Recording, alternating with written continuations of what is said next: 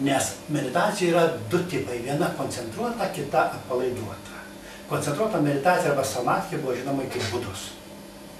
Kai koncentruodami energiją, mes lyg su raketa įsibėgėjom ir pašokam, atsitraukiam vidų.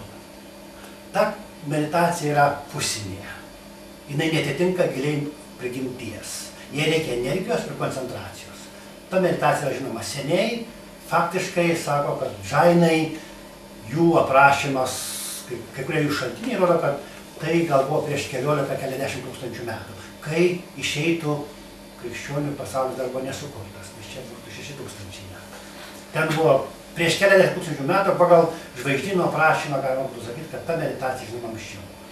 Bet yra kita meditacija, kurią mes ir pažinom ir dalyjamės, tai yra atpalaiduota meditacija, kai mes einam su savo prigimtim. Tuomet visiškai atsipalaiduojam, tampam natūralūs, visiškai atsipalaidavę ir kūne, ir prote. Ir tuo pat metu judam vidun, žiūrim ir viską paleidus mes atiduriam tam tikro atstumo. Nuo kūno, nuo emocijų, nuo proto ir nuo vaizduotės, nuo mentalinio kūno. Nuo visko esam tam tikro atstumo. Ir tai atitinka mūsų prigimtį. Tuomet irgi nėra depresijos, nei baimės mirties, nei mes žinom, kad mes esam atskirai. Mes esam atskirai nuo kūno. Žinom, kad vieną dieną kūnas numirs. Nežinau, ar jūs džiugino vieną, ne, tikrai, kad žmogus negali numirti. Tai yra mes liekam. Vienas iš neblogų variantų – eiti į kitą gyvenimą. Jeigu jūs nežinot, ar jums patinka, ar ne jums spręsti, bet jūs nemirsit. Aš irgi negaliu mirti. Nėra kaip būdo numirti, kad siela sugyvulėtų, vėl ten suirtų, tai turi begalę gyvenimų gyventi ir visą laiką žemyn judėti. Kol kas mes judam aukštyn ir būdo sielai numirti nėra. Mes galim numarinti kūną, tai daugiausiai. Mes galim dar savo protą suluošinti.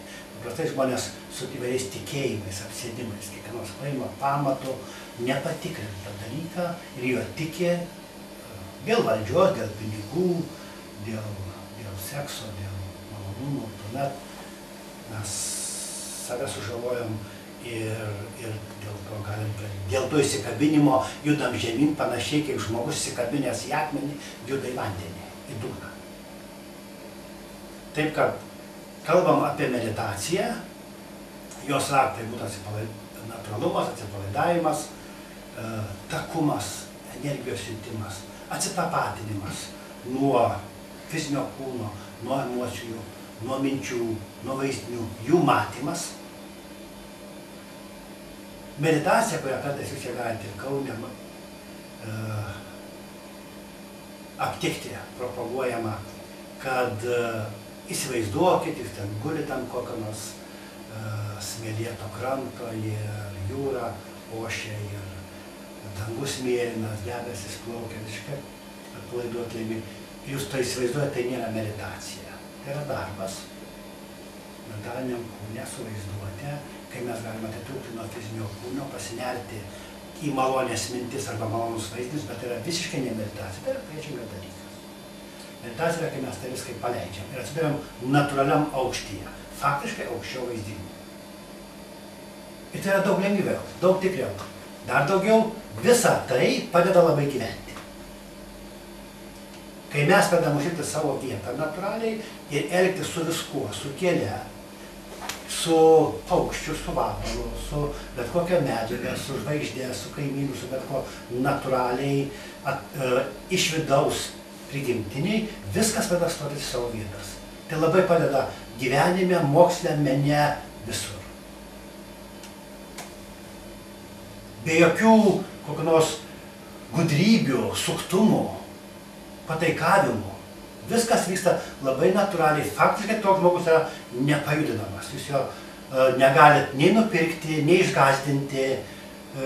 Iš tikrųjų, ant tokių dalykų ir laikosi ir žemė, laikosi visa visata. Ant to, kad Jūs planetos nenupirksit, saulės nenupirksit, medžio nenupirksit, vabalo geriausiai jūs galite užmušti, bet jūs jo prigimties nepakeisit.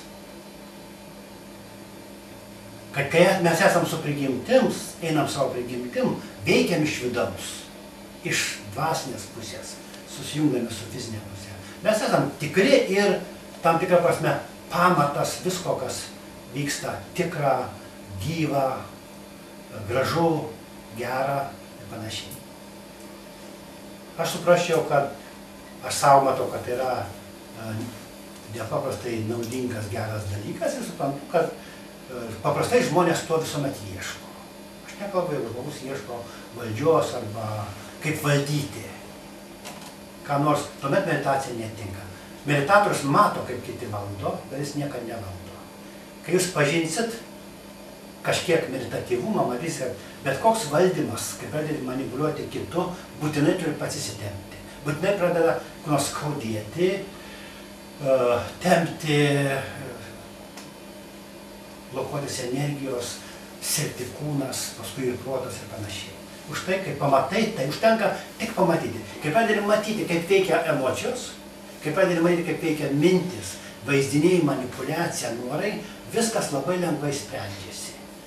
Kai jūs pamatot kelmą, jūs visuomet žinot, ką reikia daryti. Kai jūs pamatot kito emocijas, jūs jau galit teisingai pasirinkti žingsnį, pasielgti. Tai meditacija duoda akis, rankas ir šiuo metu, kaip jau meditacija šiuo metu yra panašiai kaip mokslas viduramžiais, o meditatoriai panašiai sąlygose kaip mokslininkai viduramžiais. Aš galiu jūs suprasti, jeigu jūs manęs nesuprantat, arba meditatorius nesuprasit, bet meditatoriai taip pat gali jūs suprasti ir meditatorių absoliučiai nereikia bijoti. Pirmas dalykas, negali būti meditatorius lysti į kito gyvenimą, negali smurtauti niekaip. Turi palikti kitą laisvą, pats likti laisvas ir iš tos laisvės pradeda tekėti. Tai pradeda tekėti ne tik vitališkumas, bet pradeda tekėti meilė tarp žmonių. Ne tik tarp žmonių, bet su visa gamta. Su žole, su žeme, su augalu, su paukščiu, su viskuo. Tai yra savo vietos atradimas ir įsišaknyjimas. Ir tuo pat metu, kai kūnas yra įsišaknyjęs, mes esam viduj, mes esam skrydinę viduj. Ir jeigu vieną dieną ateina laikas kūnui mirti, tai mes be apgailestavimo kūną leidžiam numirti, netrukdom. Nesikabinam į prietaisus, aš esu prieš žmogaus priverstinį prijungimą prie aparatūros. Kai jis mato, kad jam atėjo laikas palikti kūną, arba jis mato, kad kūnas palikinėja jį. Tas pats kaip būtų, kad mašina jau susidėvėjo ir kažkas būtinai prikabina mašiną prie jūsų, kad jūs dar su ją vilktumėtės. Kažkas, sakysim, yra kažkoks tai maistas, kurį jūs nusprendėte jau išmesti. Kažkas jums įkiša atgal, jūs turite būti prie to maisto. Kūnas, jeigu jis jau miršta, šeimininkas, jūs arba aš, turi spręsti, ar laikas kūną palikti. Niekas neturėtų manęs prijungti prie įrangos, jeigu būtų humaniška visuomenė.